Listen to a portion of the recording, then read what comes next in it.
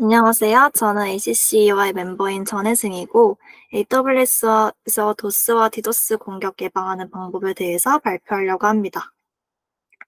여러분, 혹시 산타5가 만든 컬러마이트리라는 서비스가 초창기에 디도스 공격을 받았었다는 것을 아시나요? 저는 실시간으로 그 이슈를 접했었는데요. 디도스 공격을 받았다는 말을 듣고 제가 맨 처음 생각했던 건 와, 내 서비스도 디도스 공격을 받을 정도로 저렇게 유명해지면 좋겠다 했습니다. 그런데 이렇게 생각하고 있던 도중 실제로 최근에 당했습니다. 그래서 딱히 서비스가 유명해진 건 아니고 또 디도스 공격도 아니었지만 제 서버의 리소스를 사용해서 암호화폐 채굴을 하는 어뷰징이었어요. AWS는 아니고 다른 클라우드 제공 업체에서 일어나는 일이긴 한데 이런저런 사건을 겪으면서 AWS에서 보안을 강화할 수 있는 방법이 무엇인지 궁금해져서 조사해 보았습니다. 그럼 이제 AWS에서 도스와 디도스 공격을 예방하는 방법에 대해서 한번 알아볼게요. 먼저 도스와 디도스의 뜻에 대해서 소개하고자 합니다. 도스는 Denial of Service를 의미하는데요. 이는 악의적인 대량의 패킷 또는 요청으로 인해서 시스템의 리소스를 부족하게 하여 서비스 제공을 막는 공격입니다. 디도스 공격은 이 앞에 한 단어, distribute가 추가로 붙습니다. 이는 분산된 도스 공격이란 뜻인데 이름처럼 공격자가 여러 개의 손상된 또는 제어된 소스를 사용해서 도스 공격을 진행하는 것을 의미합니다. 쉽게 말하자면 도스는 하나의 서버로 대량의 리퀘스트를 보내는 것, 그리고 디도스는 여러 대의 서버로 대량의 리퀘스트를 보내는 것이라고 할 수 있겠습니다. 이러한 도스 또는 디도스 공격을 막기 위해 쓸 수 있는 서비스 중 하나는 AWS 쉴드입니다. AWS 쉴드에는 AWS 쉴드 스탠다드와 AWS 쉴드 어드밴스드라는 두 가지 옵션이 있습니다. 스탠다드의 경우에는 무료로 제공되는 서비스로 3 또는 4계층 대상으로 이루어지는 발생 빈도가 흔하고 일반적인 디도스 공격으로부터 AWS 고객을 보호합니다. 이는 클라우드 프론트, 라우트 53 등의 AWS 서비스에 빌트인 되어 있던 옵션인데 이를 발전시켜서 새로운 서비스를 만든 게 바로 AWS 쉴드 어드밴스드입니다. 이는 EC2, ELB, 클라우드 프론트, 그리고 AWS 글로벌 엑셀러레이터 등 여러 가지 인터넷 사용 어플리케이션에 대한 추가적인 보호를 제공하는 유료 서비스로 월 사용료 $3,000에 추가적으로 데이터 송신 요금이 붙습니다. 그럼 사용 방법을 한번 알아볼까요? AWS 쉴드 스탠다드는 빌트인된 서비스를 사용하면 같이 사용 가능합니다. 즉 서비스 앞단에 클라우드 프론트나 라우트 53을 두기만 하면은 3 또는 4계층에 대한 기본적인 디도스 공격 방어가 자동으로 적용됩니다. AWS 쉴드 어드밴스드의 경우에는 구독 버튼과 동의 버튼만 누르면 바로 구독할 수 있습니다. 가격이 상당히 비싼 편인데 그 이유는 단순히 예방만 해주는 게 아니라 실제 공격이 발생할 경우 AWS 내의 디도스 대응팀의 지원을 받을 수 있고 또 상시 모니터링도 가능하기 때문입니다. AWS 쉴드의 경우에는 딱히 시스템적으로 구축할 게 더 없기 때문에 더 자세한 사용 방법은 다루지 않고 이쯤 하고 넘어가겠습니다. 보안을 위해서 적용할 수 있는 두 번째 서비스로는 웹 애플리케이션 파이어월이 있습니다. 이는 EC2의 보안 그룹과 비슷한데요. 좀 더 광범위하게 규칙 설정 및 필터링과 모니터링이 가능한 서비스라고 볼 수 있습니다. 다음과 같이 세 가지 주요 기능을 제공하고 있는데 일반적인 공격 패턴을 차단하는 보안 규칙 생성 기능, 특정 IP 주소, HTTP 헤더 비 본문, 아니면 사용자 지정 URI 같은 조건을 기준으로 웹 요청을 차단하거나 또 필터링할 수 있는 기능, 그리고 클라우드 와치나 아마존 키네시스 데이터 파이어홀스와 통합되어 인바운드 트래픽을 모니터링하고 로그를 관리할 수 있는 기능들이 있습니다. 이 와프에 대해서는 어떻게 적용하는지 한번 직접 알아볼게요. 시간 관계상 실시간으로 실습을 하진 못하고 제가 실습했던 내용을 한번 보여드리겠습니다. 먼저 AWS 와프 페이지로 이동한 후에 웹 ACL 생성 버튼을 눌러서 새로운 방화벽을 생성해 줍니다. 와프는 웹 서버를 위한 방화벽인 만큼 API 게이트웨이, 클라우드 프론트, 그리고 로드 밸런서 등의 다양한 웹 호스팅 서비스에 적용하는 게 가능해요. 저는 여기서 로드 밸런서를 위한 방화벽을 한번 만들어 보는 걸로 실습을 하겠습니다. 먼저 리소스 타입은 이제 리저널 리소스로 설정하고 제 로드 밸런서가 있는 리전을 선택하겠습니다. 그 후에는 이제 미리 생성해준 ALB랑 연결한 후에 방화벽에 넣을 규칙을 생성할게요. 커스텀 룰을 만들 수도 있고 AWS가 미리 제공해주는 규칙을 사용할 수도 있는데요. 저는 AWS Managed Rules를 사용해 주겠습니다. 규칙 중에 잘 보시면 이 봇 컨트롤이라는 게 있는데 이게 자동화된 봇에 대한 보호를 제공해주고 이 봇이 과도한 리소스 소비나 악의적인 활동을 하는 것을 방지하는 역할을 해줍니다. 이렇게 해당 규칙을 적용해서 방화벽을 생성하면 악의적인 공격이 들어올 때 차단 및 모니터링이 가능합니다. 저는 지금 로드 밸런서에 딱히 웹서버를 연결하진 않았고 또 제가 봇 공격을 진행한 것도 아니죠. 그래서 클라우드워치에 지금 아무런 데이터가 없습니다. 하지만 실제로 공격이 들어온다면 데이터가 이제 생기겠죠. 그리고 클라우드워치랑 연동 가능한 만큼 클라우드워치에서 쓸 수 있는 서비스, 즉 트레시홀드 설정 및 알림 기능 등도 추가적으로 구현할 수 있겠죠. 그리고 이렇게 직접 생성하는 방식 말고도 간편하게 적용해 줄 수도 있어요. ALB를 생성할 때 바로 방화벽을 같이 생성하고 연결해 줄 수 있는데요.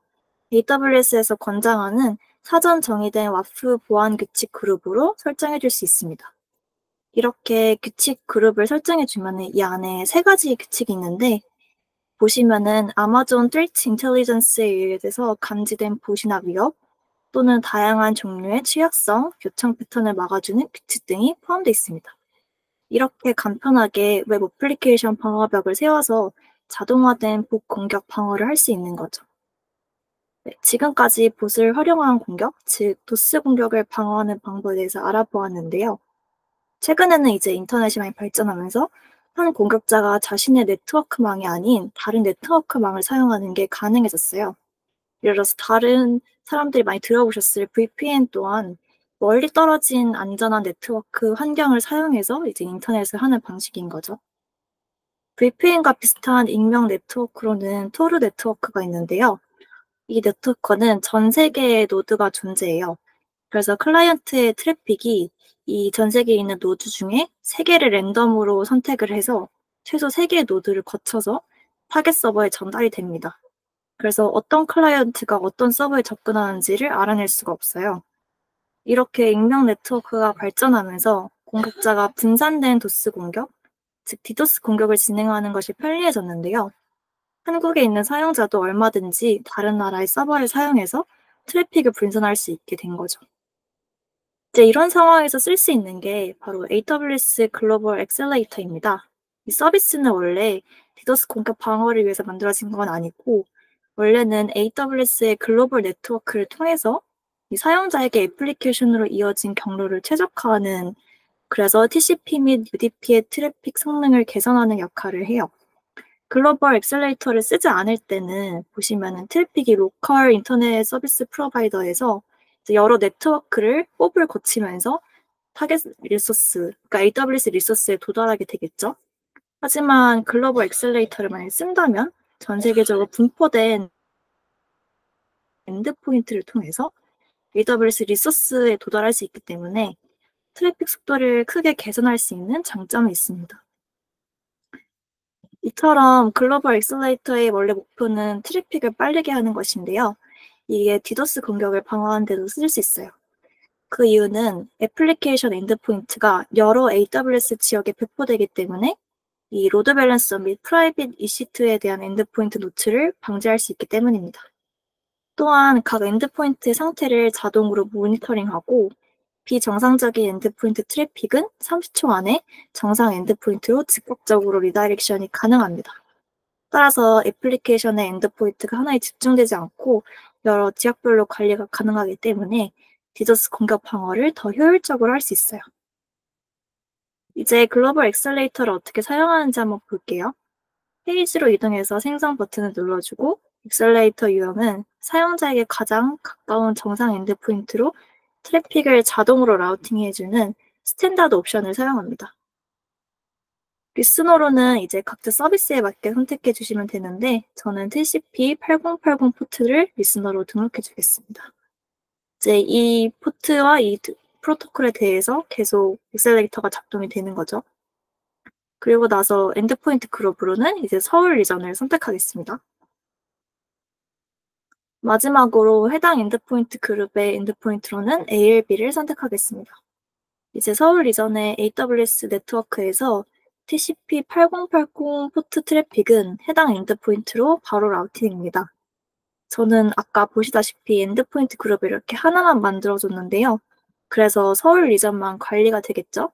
하지만 여러 개의 리전별로 이제 엔드포인트 그룹을 또 생성해주고 그 엔드포인트 그룹이 라우팅될 엔드포인트를 다 지정해주면은 이 중에서 몇 개가 디도스 공격으로 인해서 비정상이 되어도 사용자에게 가장 가까운 정상 엔드포인트로 즉각 리다이트가 돼요. 그래서 여전히 정상적으로 서비스를 사용할 수 있게 해주는 거죠. 그래서 이렇게 엑셀레이터가 생성되면 고정 IP 주소가 만들어지는데요. 아래와 같이 이 IP 주소로도 로드 밸런서 접근이 가능해집니다. 따라서 로드 밸런서에 DNS를 숨길 수 있다는 그 점이 장점인 거죠. 다만 여기서 중요하게 고려해야 될 점이 있는데 글로벌 엑셀레이터는 말 그대로 정말 글로벌하게 서비스되는 그런 서비스를 위해서 만들어진 거예요. 그래서 리전별로 엔드포인트가 만들어져야 된다는 특성상 여러분의 서비스가 글로벌하게 지금 호스팅되는 종류의 것이 아니라면 리소스의 낭비가 좀 심하겠죠. 그래서 이 점을 고려해서 적용해야 됩니다. 참고로 글로벌 엑셀레이터를 사용하지 않더라도 아까 사용했었던 이 어플리케이션 방화벽을 통해서 이 토르 노드 등을 차단 가능합니다. 아까 AWS 매니지드 룰스가 있다고 했는데요. 여기서 이 익명 IP 리스트를 보시면은 어느 정도는 이미 알려져 있어요. 토르 노드가. 그거에 대해서는 차단이 가능합니다. 뿐만 아니라 아마존 IP 레퓨테이션 리스트에서도 이제 아마존이 자동으로 감지한 여러 가지 위험한 IP들을 차단해주는 역할을 합니다. 그래서 이렇게 와플을 사용해서 역시 익명 네트워크를 차단할 수도 있습니다. 이렇게 AWS의 다양한 서비스를 통해서 보안을 강화하고 디도스 공격을 방어하는 법을 알아보았는데 AWS에서는 계층적인 보안을 만들기 위해서 여러 서비스를 함께 이용할 것을 권장합니다. 먼저 보시면은 클라우드 프론트나 ALB, 라우트 53, 그리고 글로벌 엑셀레이터를 쓰면은 중요한 엔드포인트의 노출을 막을 수 있죠. 그 다음에 와프 아니면은 AWS 쉴드, 그리고 아주 기본적이지만 중요하죠. EC2 보안 그룹을 사용하면은 악의적인 공격을 차단 및 필터링 할 수 있습니다. 하지만 이렇게 보안을 강화해도 모든 악의적인 요청을 다 구분해내고 걸러내기는 어렵죠. 따라서 ELB와 오토 스케일링으로 확장 가능한 아키텍처를 구성하는 것이 강한 방어력을 가진 아키텍처 구성 방법이라고 할 수 있겠습니다. 네, 제 발표는 여기까지이고요. 다음은 오늘 발표를 위해서 제가 참고한 AWS 공식 문서들의 링크입니다. 좀 더 자세한 정보를 위해서 참고해 주시면 감사하겠습니다. 발표를 들어주셔서 감사합니다.